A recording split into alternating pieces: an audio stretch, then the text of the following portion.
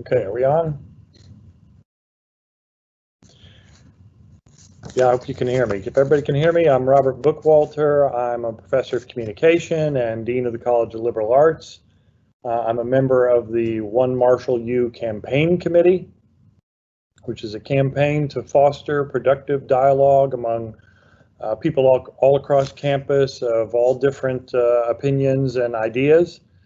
Across a whole range of topics. We plan to do a series of events like this where we bring people together who don't necessarily agree with each other, to talk about important issues that are on our minds, and to learn how to have a dialogue like educated people across the spectrum of political and social issues. So I want to welcome you to our first panel of this type.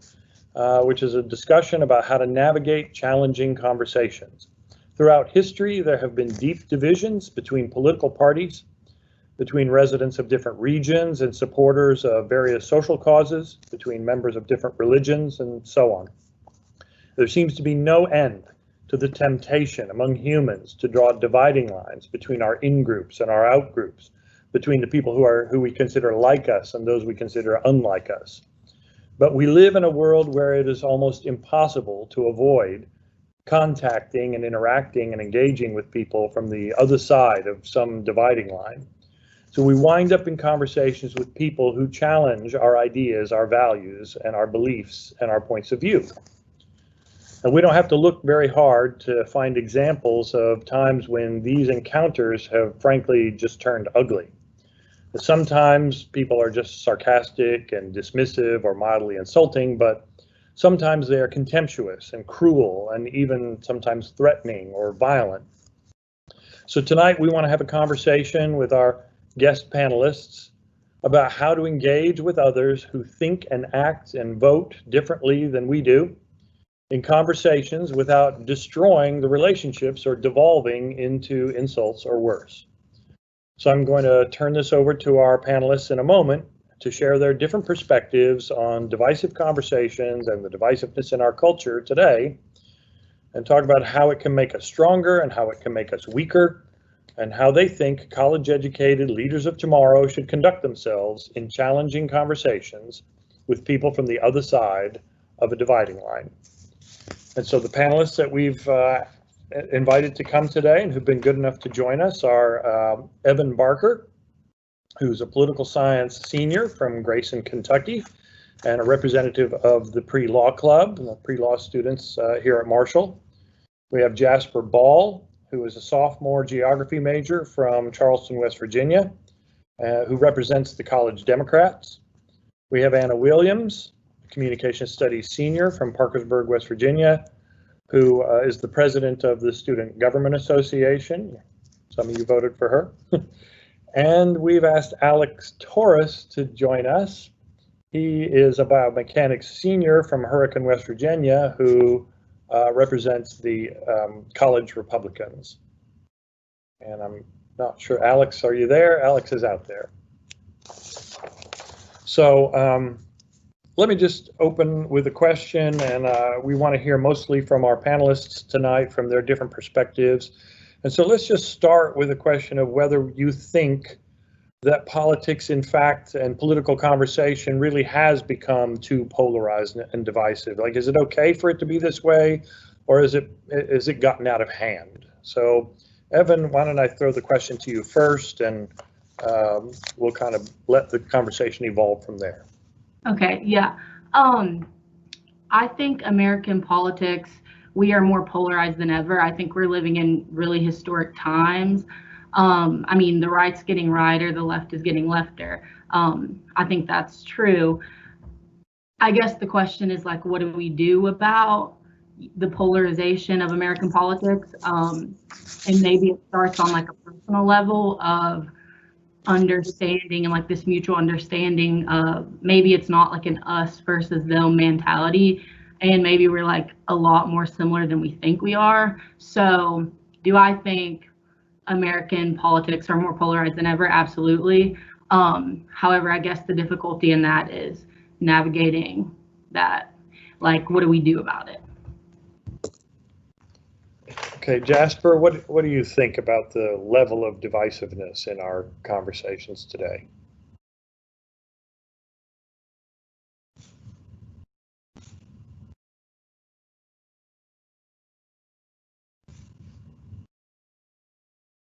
Jasper, I don't think we have your audio feed.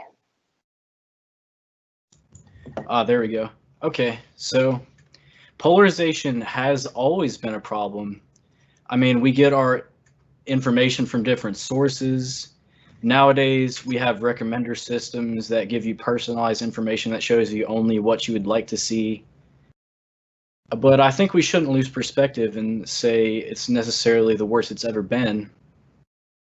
There are certain factors. And I think also people don't really understand the psychology of protecting their identity through motivated reasoning, and that's kind of playing to the social pressure. It's really a strategy thing, and often things get devolved into a debate of integrity and intelligence because people don't realize when you're a person of a certain ideological persuasion, you're going to interpret the same evidence as somebody on the other side. If the evidence is favorable, if the evidence is neutral, then you are going to interpret it as favorable to your side. And neutral evidence will also be interpreted favorably by the other side for their opinion. And I think that it is important to understand the psychology and not be naive in thinking that people are ill-motivated in what they're saying. We've got to understand there are deficits in information.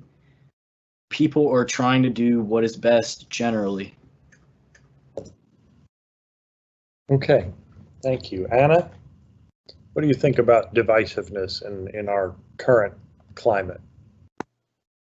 I would definitely say we are experiencing an incredibly polarized moment in history, and I would agree that we've been polarized for quite some time now, but especially now, being an election year, we're a week out, it's incredibly difficult for some to feel as if we are approaching problems together. And as Jasper was saying, and I do agree with this, we also have our generation is extremely influenced by media and targeted media, specifically with social media. You get these targeted ads and these targeted content, and it feeds you what you want to think and how you already believe. And so I think that has impacted our ability, as human beings to converse with one another, to have a dialogue, to share different opinions. And then I think we see that reflected in politics as well. Holistically, we've kind of shut down. And, fundamentally, I believe we're all working toward the same goal, which is we want a good life. We want, liberty and the pursuit of happiness. I mean, it's written in the Constitution. And, I think many people have different ways of how to get there and different starting points. But, fundamentally, I think we're all working toward the same goal, and we've sort of forgotten that. And, hopefully, as our generation ages and as we cycle through politics, we can return to those, fundamental beliefs and figure out a way to have productive dialogue. Okay, thank you. Alex, what do you think about the level of divisiveness in our cultural conversations? Expanding on what, can you hear me? Yeah, you're a little faint there. Let me speak a little louder here. Expanding on what Anna said, it is an election year, so obviously, especially right now being a week out, tensions are going to be really, really high. But I've noticed a steady increase ever since I really started following politics back in the 2016 election. It just seems to be getting worse and worse, and I think that has in part to do with the rise of social media like Twitter, Facebook. It creates almost like a confirmation bias where people will find and look up things and have the targeted ads, things that they want to believe and want to hear, and it sort of sets them in their way, and they completely refuse to agree or or concede any facts to the other side, and it's on both sides. They're like cementing themselves. If I may chime in. Yeah, of course. So people build their identity on sometimes the groups that they fit into, and oftentimes somebody's identity is figuring out where they conform and where they differentiate from the group that they kind of fall into generally. And so a lot of times when you're trying to go in a different direction from the main point that your group is trying to push, you are losing status in that group. You're going to strain relationships. And I think oftentimes people protect their identity because if they challenge one aspect of it, then it feels like they're lowering the status of their whole group.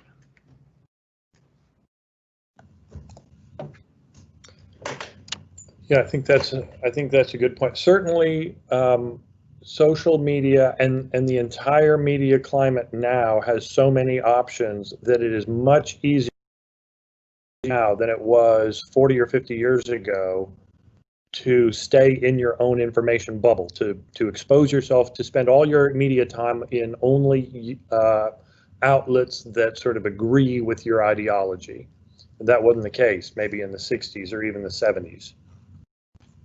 So when would you say the conversation becomes unhealthy? I mean, I think we agree that we're in a climate where people obviously think differently, and they have different values and different priorities and different political parties and so on, support different policies. So I don't think it's bad to talk about our differences, but what are the things that cause that conversation to go bad, to actually have bad and negative effects? Anna, you want to comment on that? Sure. So, you know, I think in some conversations, we all have things that we're just fundamentally not going to move on. You know, everybody has a group of things under their head where, you know, that is how they feel, and it will never change. And then we have some things where we're open to those conversations. And I think just remembering that, you know, as we get into difficult or more challenging conversations, is that people are only going to move when they want to move. And we've got to be willing to appreciate dialogue, acknowledge if someone's rhetoric is harmful or hateful, and not make excuses for that. But, you know, there are some conversations where we can agree to disagree, or we can compromise. You know, this nation was built on a series of compromises throughout history. You know, even you think about last year, you think about 100 years ago, and there were some good compromises, and there were certainly not great ones. But, you know, fortunately, we have a process in place where citizens can communicate that and change that. And I think, you know, ultimately, no matter what the conversation we're approaching, we have to remember as Americans and as people, you know, we're in charge of the trajectory of this country. And so we have to align ourselves with each other, whether it's agreeing to disagree or just acknowledging wrong. But those conversations, they are important and they're healthy. And in order to make it healthy, we have to approach things understanding that people come from many different walks of life. People have many different experiences. And, you know, I could be sitting in a room with someone that has had a completely opposite life of mine. And we have to keep that in the back of our mind as we communicate, because our perspectives can greatly alter how we, you know, see the rest of the world and see the future. And, you know, in acknowledging that and understanding that and keeping that, you know, level head throughout these conversations, I think it's core to, you know, creating impactful change and making sure that we can talk to one another and just acknowledge that there's not always going to be things that we agree on, and there's still going to be things that we think are wrong. You know, by the end of the conversation, we may still feel like that person is wrong. And it's okay, because there's a lot of other people in this world that we can talk to, and there's a lot of people that may think that the way we do, and that's just, you know, a wonderful thing about being in this country and being in this climate, is that there are people that you can always talk to, and there are people that want to rally with you, and then you know, there are going to be moments where we can all come together. That's a good point. There's some interesting research. Dr. Gilpin, you know, did her dissertation about political conversations and the difference between a political conversation where I think it's important for you to agree with me, where the idea is that I expect you to change your mind and move in the direction of my point, and a different type of political conversation, which is I want you to understand my position and I want to understand yours, but neither of us is actually attempting to change the other person. The expected outcome is not that the other person will change their mind, and that can be more productive. At least we understand each other better, but we don't get frustrated if the other person doesn't move off their position. Alex, what do you think happens when some of these conversations go off the rails? What are the things that make things go south? So I definitely find it important to let people that disagree with you understand where you're coming from, right? Like we were saying, we all have different experiences. We all come from different walks of life, different backgrounds. And just because you think differently from someone doesn't mean you're wrong, or doesn't mean that you're out to get them or you're against them. So what I see a lot with the breakdown of that sort of mutual understanding and respect is it's just people are so set, like I said before, they're so set in their ways that they legitimately think that the people on the other side of the spectrum, and the people that are disagreeing with them, are evil, and that they are out to get them, and they are trying to destroy the country or you know, hurt them and their families. And that's why people get so defensive and so, you know, ramped up when they disagree with them, because they're thinking, hey, you know, these guys they're out to get me. You know, they legitimately want to do me harm. And we need to sort of roll that back into more of a civil dialect that would allow people to, like you said, agree to disagree and just move on with their lives once they realize, hey, I'm not going to change this person's mind, but they're not bad, right? They just think differently. Right. Jasper, what do you think about that? Issues of certain kinds, again, where people do not budge, when you challenge them on those things, it's often understood as an attack on who they are as a person and who their group is. And what we've got to understand is sometimes there are issues which are not going to be negotiated. And that's where you bring up the idea of cognitive illiberalism. That's when you get the factions that people were talking about back when they're setting the government up in this country. I think that would be the Federalist Papers, maybe, factions. Mm-hmm.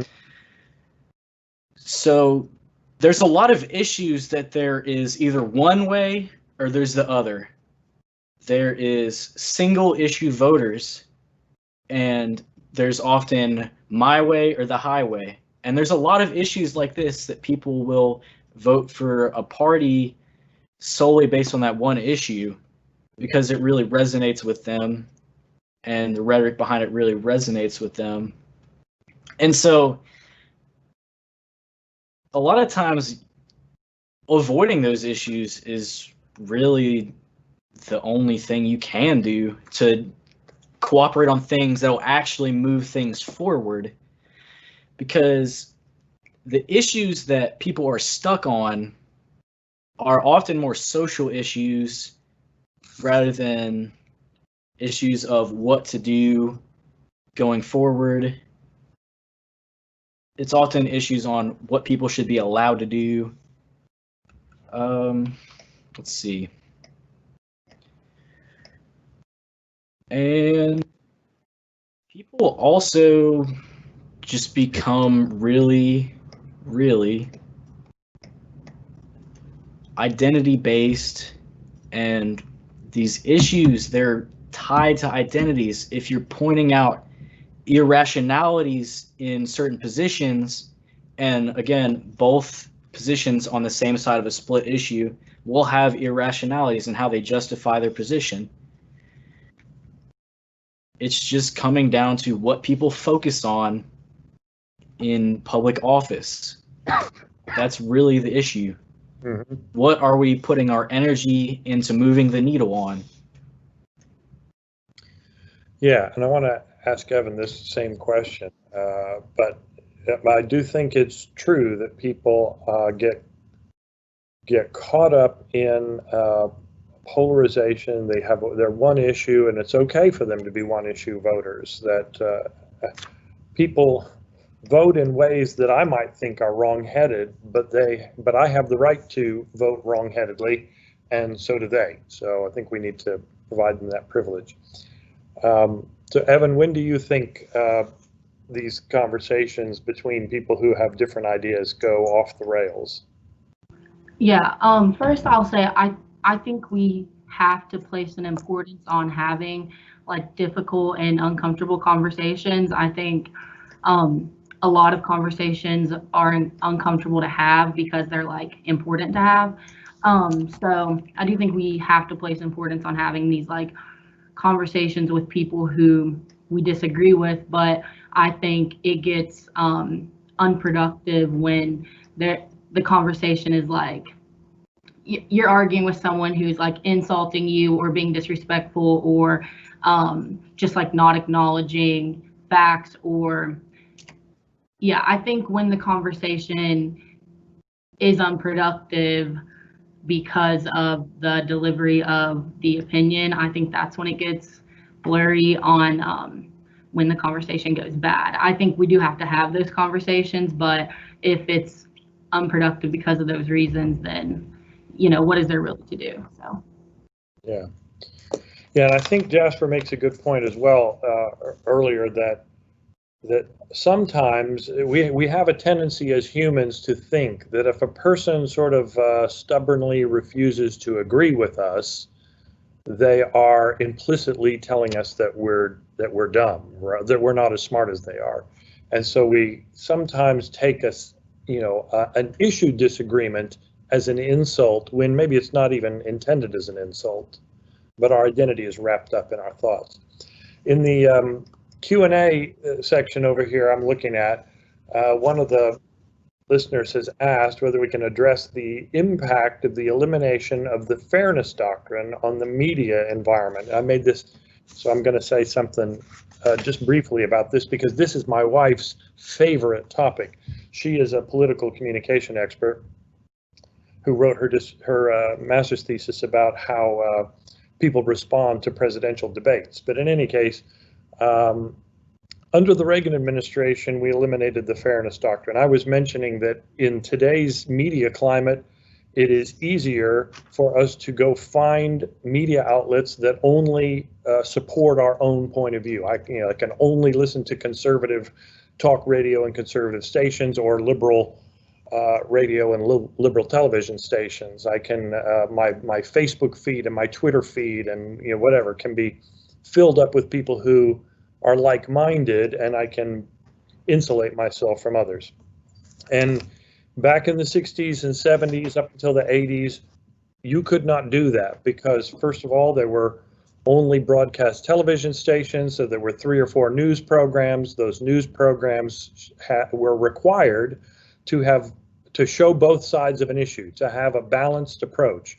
They were required to do that because they were considered federally funded keepers of the airwaves, and that the American people relied on them for information. And so the information that the NBC and ABC and CBS News provided to us had to be neutral, it had to be unbiased, and at the very least it had to show you 2 or 3 sides of an issue, right? Not all issues have only 2 sides. So it had to be balanced. But certain factions in America decided that was a disadvantage, and that they didn't get their voice, and that even these relatively neutral news programs were liberal leaning, left leaning, and the conservative voices weren't getting enough. So under Reagan, they managed to strike down the fairness doctrine and say that it was all right for a program to have only one point of view, and that they were not then required to give an alternative point of view. And this gave rise to Rush Limbaugh. And I don't mean to be partisan in saying that is in fact what happened. Is that radio programming, and actually there were some predecessors to Rush Limbaugh's program, but in any case there were radio programs that came out and could give an exclusively one-sided point of view, with no contradiction, no additional guests, nobody on there to argue against it. And I think we recognize that there are many, many, many such programs on the radio and on cable networks. There are entire web outlets, news outlets that are devoted to advancing one particular version of a political point of view. So the elimination of the fairness doctrine a little over 30 years ago has contributed mightily to the divisiveness that we see now, so that American citizens can spend all of their time in only one piece of the political bubble. Then all of the commentary and all of the news and all of the information they might hear, if they only listen to or only look at one website, will convince them that the other side is, and this goes back to a point that Jasper made, that the other side are ruining America, and that a vote for so-and-so is going to destroy America. There's a lot of political rhetoric around that, and I believe that part of the reason for that is that we already have apathetic voters, and the way to get people and drive them to the polls is to convince them that that the other side is going to take over and it's going to be the apocalypse. It's not like, oh, well, our economic policy will be a little bit different, and we're going to handle the Iranian issue a little bit differently if so-and-so gets elected. No, the American way of life is going to be destroyed, and so you hear politicians on both sides saying that it's going to be an absolute disaster if the other side is elected. And that I think is what they're trying to do, to motivate voters and drive them to polls and then, be able to win. So having addressed that, Bailey Epperly has offered a question. How do you talk with someone who doesn't believe in climate change? And I think that's maybe even a broader question. I mean, how do you engage in a conversation with someone who doesn't even believe what you believe? Evan, maybe you'll start with that. Yeah, I can start with that. And I think that is a hard question to answer because, when it comes down to just a difference between believing in facts or like scientific evidence, that's when it gets blurry, because what do you do when, you do present the facts and that's not like enough. And it's even harder when, I don't know how to say this, political leadership, there's politicians who feel that way as well, or that maybe climate change isn't a real threat, and that's sort of how that view is justified. So I think that does make it harder. How do you talk with them? Present them with the facts that you have, maybe encourage some research of their own. Other than that, I'm not sure I have a great answer to that question. What do you think, Alex? I agree with Evan. There's not really much you can do when someone just straight up doesn't believe what you're saying. Like, no matter what you tell them, they're not going to believe it.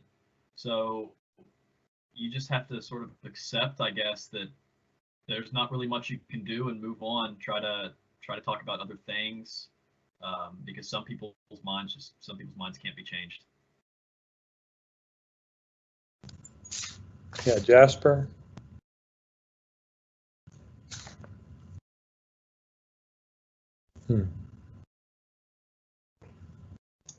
Yeah, sorry. I think a lot of the issue nowadays, more than just people not believing it, is what do we do in the world? And my answer is as simple as that. What can we do to make America the leader in this issue? How can we influence all of the other countries to adopt policies? How can we put industrial production and research into things that will reduce a global problem? What do you think, Anna? So I'm going to echo what some of my peers have said. You know, when you get into conversations, like, you kind of have to decide, are you going to argue policy or are you going to argue ideology? And if you argue policy, it may be far more productive. But if you're arguing with someone's ideology and someone's just rooted in that belief, you know, stick to the facts, like Evan and Alex said. Don't take it personally and don't be antagonized, which is something that I've heard, you know, throughout this panel. It's not a personal attack on you. It's you know, don't let someone antagonize you, and don't antagonize someone for their beliefs. You know, you just kind of have to understand that there are people who are just fundamentally not going to see the world as you do. And you know, if the topic is something you're particularly passionate about, go find your people. You know, go find somebody who is equally as passionate and use that drive to make others understand on a platform in which you can do it. You know, there's many organizations for many different causes, regardless where you fall on the political spectrum, that are lobbying and, you know, being community participants and being active in whatever the topic is. And you know, a lot of times you can achieve the greatest change together. And, you know, when it comes to just the conversation, I think we've kind of agreed across the board. If someone's just not going to agree with you and they're not going to budge, then all you can really do is just say, okay, and move on. And put your time and your energy and invest into people and groups who are going to communicate with you. They may not agree fully with you, but it's something that can be actively worked on. And I think that's where you find the greatest value in conversations, you know, with people who are willing, you know, to get into the grit of it and to move on the subject matter. If I may chime in real quick. Yeah. If people do not agree on the facts, people may not agree on the basis of a policy, but they can understand that it is something that will help them. Yeah. Yeah, I think some of the more contentious conversations that people have revolve around sort of a fundamental disagreement about what is true or what is factual. So, I mean, climate change might be there's two ways to look at a debate about climate change, and this goes for a lot of other issues as well. That do we think that there is evidence of a climate change? And if a person literally denies scientific evidence, that is a much more challenging conversation than just to say, well, we agree that the climate is changing, but we prioritize protecting businesses that need to hire people and make a profit, or do we prioritize the environment? And so there you have a value difference between two different sides, and you can discuss I think as Anna's saying, that becomes a policy discussion, how do we protect the interests of businesses and employers, as well as the interests of the environment and clean air and clean water and so forth. Can we weigh those? But what if we just don't even agree that it's happening? You know, we see this in vaxxing and anti-vaxxing. We see this in climate change, or is there climate change or no climate change? well, we see it in a lot of different areas. So how do you deal with someone who doesn't acknowledge what appears to be factual scientific evidence? Can I chime in on that here? Yeah. So we have to present evidence that is more and more compelling. We have to show them desertification is increasing in the Sahara. We have to show them that through certain agricultural practices, we're degrading our soil. We're not going to be able to farm. We're using up our freshwater resources and creating droughts. We have to present things. If a way of presenting an idea does not work to somebody, you have to try something else. Okay. Other thoughts about that?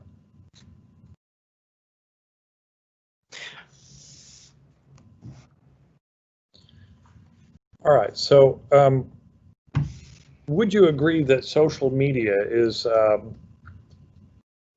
difficult place to have these kinds of discussions?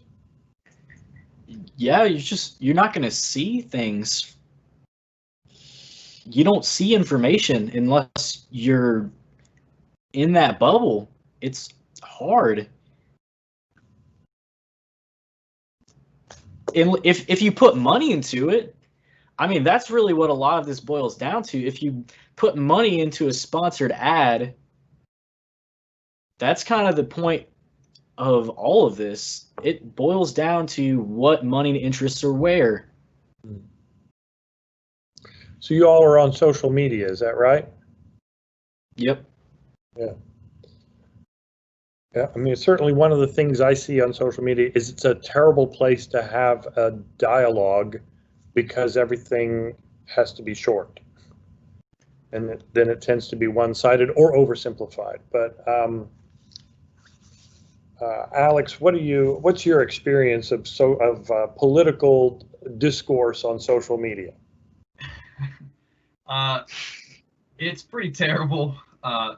It's really easy, especially when you're sitting behind a phone or a computer screen, to lose sight of the other person's point of view and the fact that that is another person sitting behind their computer screen.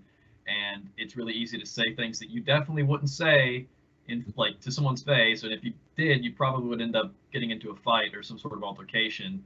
So it's almost a cop-out where you can say whatever you want almost without consequence. So it's really toxic, and it's been pretty toxic for a while. I mean, I hopped on Twitter this morning and immediately hopped off it because I was like, no, I'm not dealing with this today. It was pretty bad. So yeah, it's just sitting behind a phone screen or a computer screen kind of gives you that leeway to do things that you normally wouldn't and say things you normally wouldn't. Yeah, there are some studies of what they call narcissistic communication, and so I think what you're describing contributes to that. That's just me venting my thoughts and opinions, and I don't think very much about it. That's why we would say things there that we wouldn't say to a person's face if they were in front of us. If I may chime in as well. Yeah, I mean, there is that anonymity. Like, you're not face to face with somebody. You don't have any social effect from saying things unless it's tied to you. Okay, let's give this example.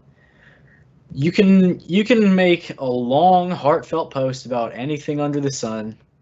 People don't want to read that. They want something funny. They want something clever. People don't want to put energy into things like that, you know. It's a lot easier to leave like a one-line comment that's just snide and funny, you know. People also just don't have time to do a lot of stuff or the energy to engage. I see a lot of apathy on campus. I think it's really hard to get people to even talk about anything because I guess school is just a lot for people, school and work, their family situation. I mean, the time issue is a thing, the mental energy. Like, people don't have to sit and dissect. People aren't obligated to respond to anything. You can dominate somebody by blocking them from your post. They can just not be a factor. That's a problem. Yeah, I certainly agree that social media posts, and really even a lot of discussions that you see on political commentary, are about the burn as opposed to a nuanced analysis of of two sides of an issue, and that somehow we think that there's more interest in a snarky, snide remark or a clever put down than there is in an actual discussion of a complex issue. Anna, what do you think? What's your experience of social media debates? I agree with what's been said. I think social media can be incredibly harmful to discourse and just communication in general. Because it's mediated through a screen, people do assume a lot stronger personalities or stronger statements that they wouldn't necessarily say, if they were in person. And I think, to even return to what we talked about in the beginning, a lot of social media is designed to tell you exactly what you want to hear, and you get to see exactly what you want to see all the time. And so I think it's almost encouraged us to become very steadfast in opinions where in, the regular discourse of a conversation we may not feel as strongly about. And we also have to remember that a lot of the things that we see on social media may not necessarily be true, or it's taken out of context. It's just a snippet of something much larger. And had we had all the information, our point of view on whatever that was might be a little different. And so, what I saw a lot on social media was just, you have people who feel strongly and are going to share, the content that fits exactly into their views, and they're going to argue or delete people off their posts that don't agree with them. And so, it really almost is like our own digital soapbox where we can create an identity and a personality through a profile. And, in some instances, that is people's political beliefs. That's all they want to share about. And I think it does negatively impact our ability to communicate with one another, because what we see on our screens is very different. And, the pages and the advertisements that we have, it puts people in different worlds and different bubbles. And when someone does post something that may not even necessarily be that controversial, it becomes so shocking because that person has not, seen anything like that before, and we're kind of fixated on it. So yeah, I just, in general, I think social media can be incredibly harmful. In some sense, it can be helpful with spreading messages and, sharing what's going on. But I think that there's a line in which we have to, toe that line of making sure that we're spreading factual information, we're having productive conversation. And I haven't seen much of that in my time on social media. Yeah. Can I chime in one more time here? Yeah. I'm sorry, I'm talking a lot. So I think another thing is, when you have a social media presence, you're generally going to kind of weigh whether you should post something or not based on who is going to see it. Your reach is limited to probably your friend group or whoever you influence. You're not, if your followers are mainly a certain kind of person, you're probably not going to risk lowering your opinion of them or lowering their opinion of you by making a post you don't have to make necessarily. I think a lot of this really goes back to the social pressure thing too. You kind of want to be accepted. You don't want to really make people think. I have something to say about this, if that's okay. I think social media is like super interesting topic because I do think it can be harmful in productive conversation. But as Anna sort of touched on, I think social media allows the average American to be much more involved in the political process. I think turning on a news channel takes a lot more effort than scrolling your Twitter feed where CNN or whatever news you subscribe to is like updating hourly. I think so in that aspect, it allows the average person to be much more informed. But I also agree that the conversation can get super unproductive because pretty much on any platform, anyone can chime in. So to have a one-on-one conversation that's like productive is challenging. But I do think that social media plays an important role in like politics to most Americans. Yeah, it's really important. It's a very good tool if you're able to use it right. Yeah, I think it's difficult to have a modern social life without access to social media. And at the same time, it's important to understand the drawbacks or the dangers that lurk underneath the way we post or the way other people post. Certainly, one of the things that Anna was talking about a moment ago makes me think that my hope as an educator is that college-educated people will be able to distinguish fact from opinion, that they will be able to understand that evidence can be interpreted in multiple ways and that we never have all of the evidence we need to draw an absolutely certain conclusion. So much of what we talk about in political and social lives is debatable, there is room for people to look at the evidence and still be on the other side of the issue. And so an educated person can look at that thoughtfully, even if they like the quick, clever remark, or even if we don't feel that we're going to change our opinion.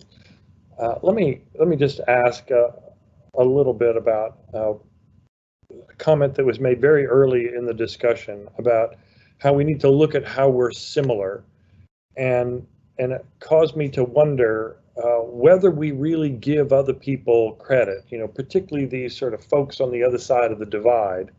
Do we give them credit for having good motives? Do we just think that every citizen is a good person with a positive motive who wants life and liberty and happiness?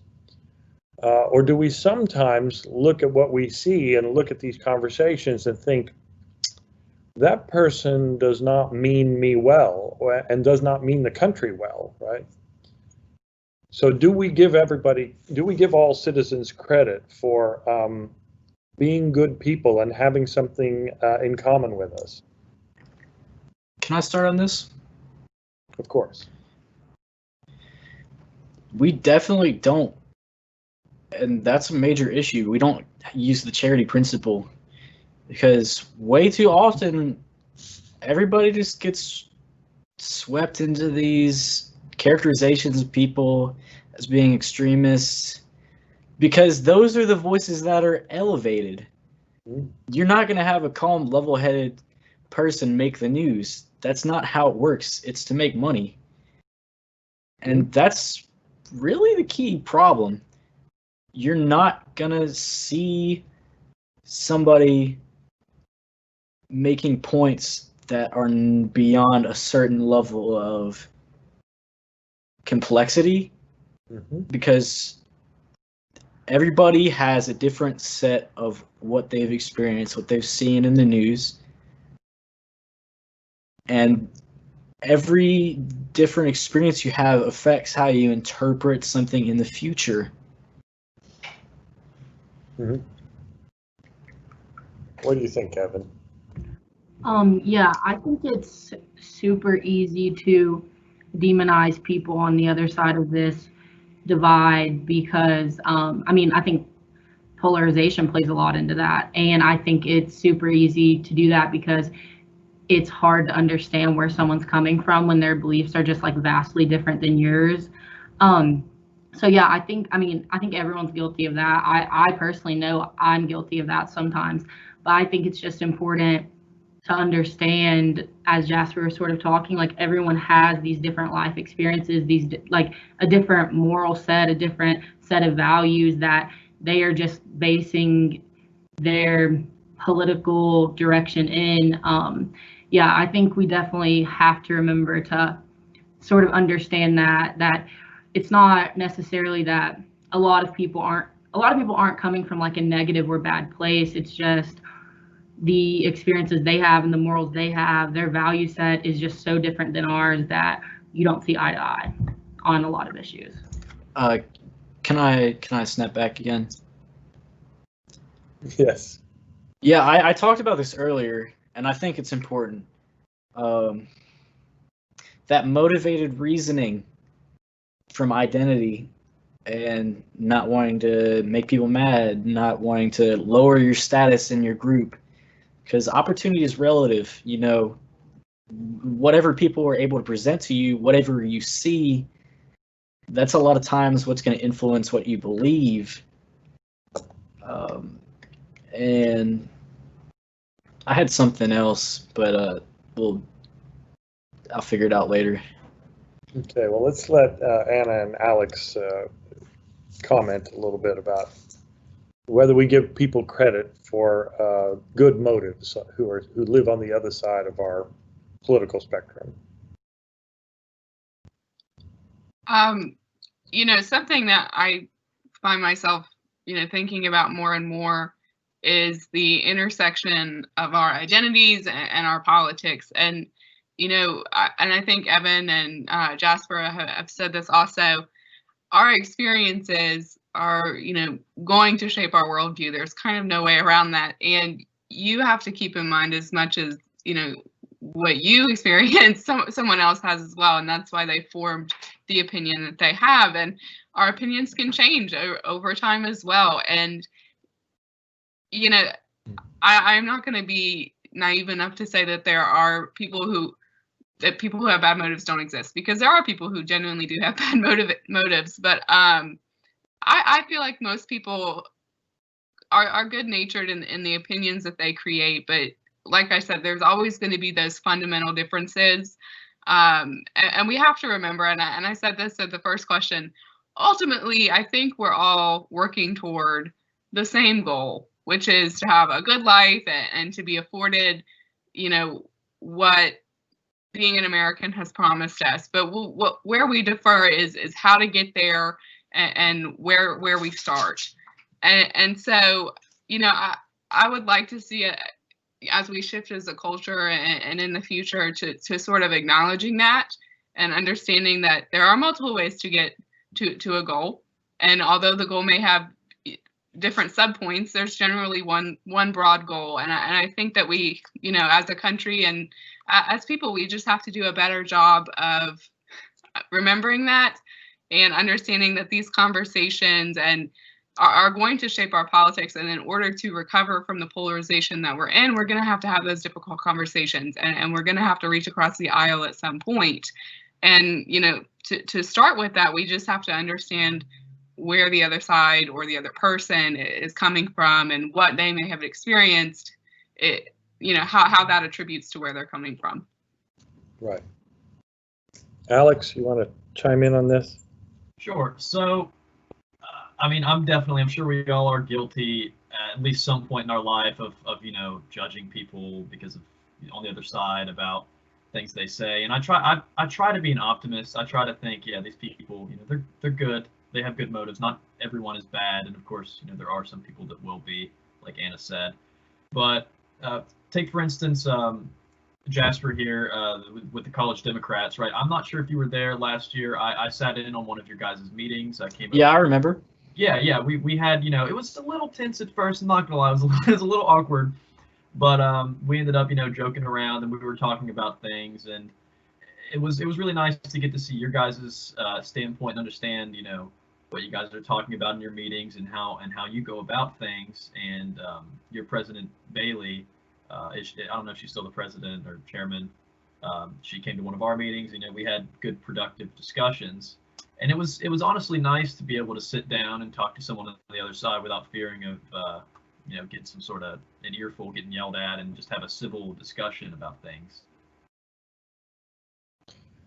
Yeah, I think, again, going back to my wife's preference, she likes to listen to political conversations from all across the spectrum because she believes that you have to understand what the other side or the other sides are saying in order, for one thing, to form logical policies of your own and to get what might be happening. One of the things I've heard is that people vote sometimes because they feel forgotten, right? There's a bunch of Trump supporters, for example, who will say, nobody's listened to us, people have ignored us, we're out on the fringes, we don't have a voice and he gives us a voice, right? So we don't want to be the ignored Americans.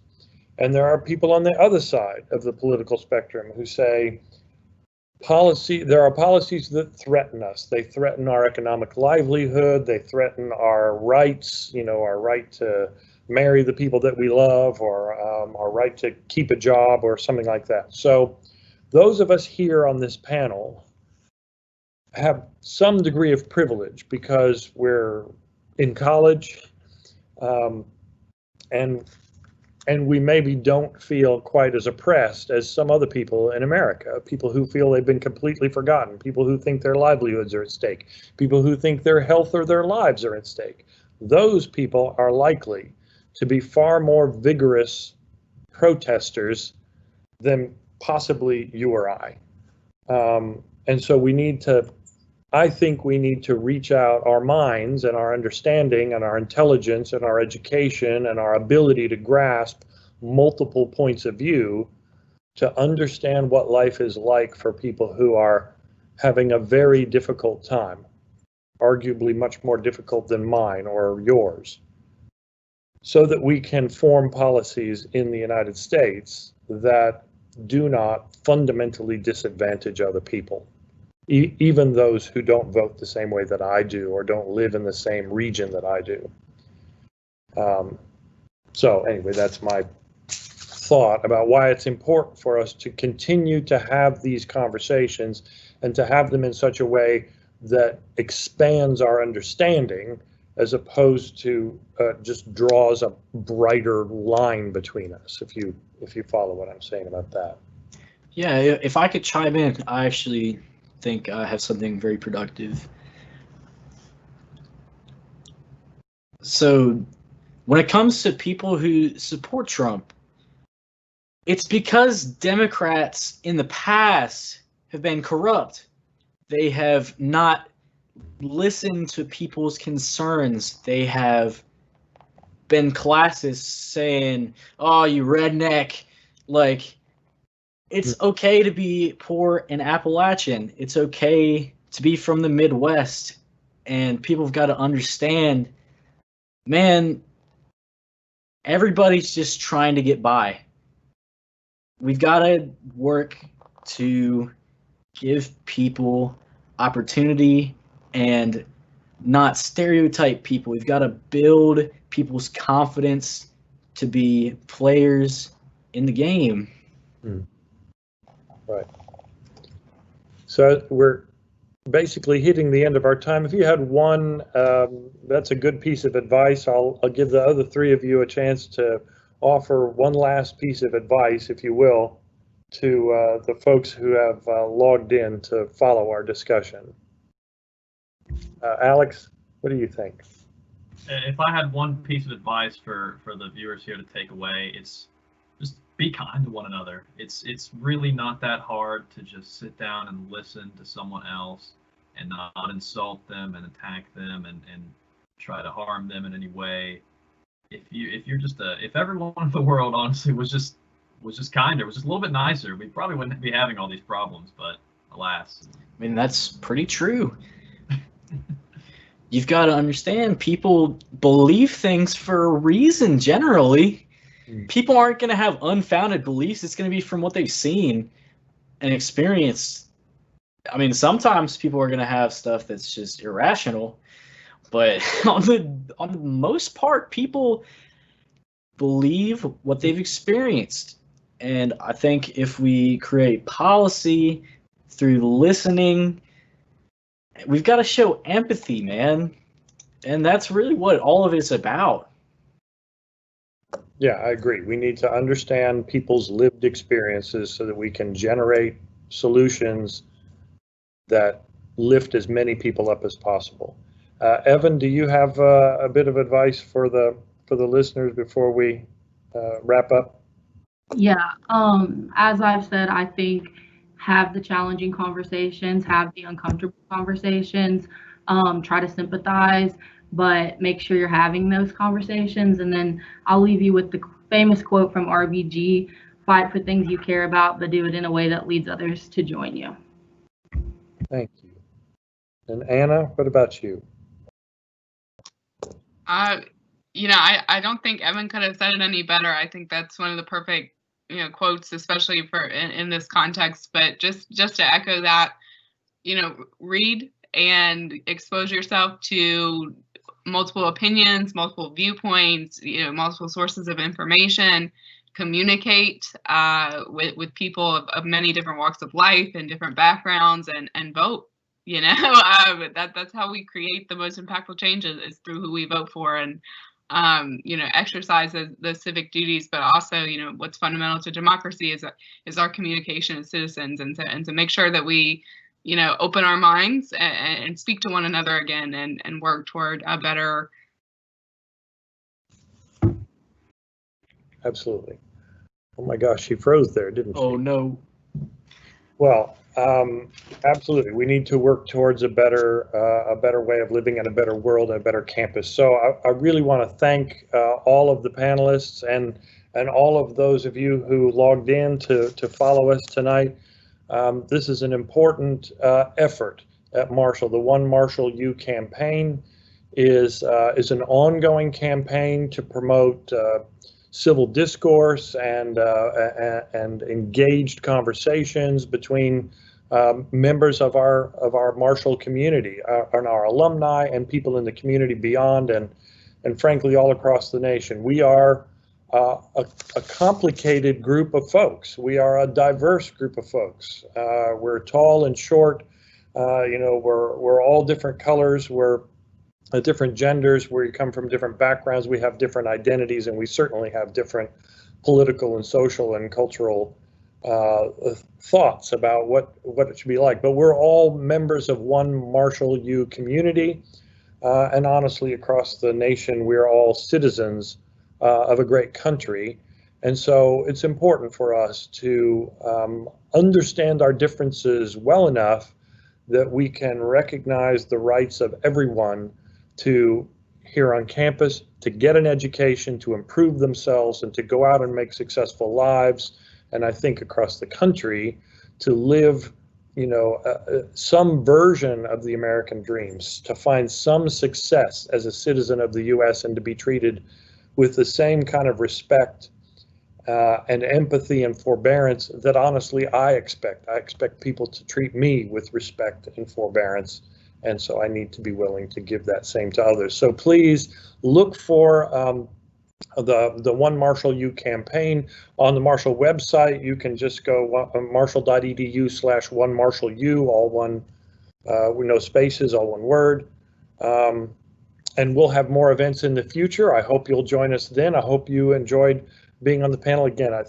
My heartfelt thanks to all of the panelists who agreed to join in and share your thoughts and your opinions. We really value your contributions to the campus and to this event, and we invite you to look for more One Marshall U events in the future. Thanks, everybody, and I'll say good night. Alrighty. Golden rule. Golden rule. Thank you.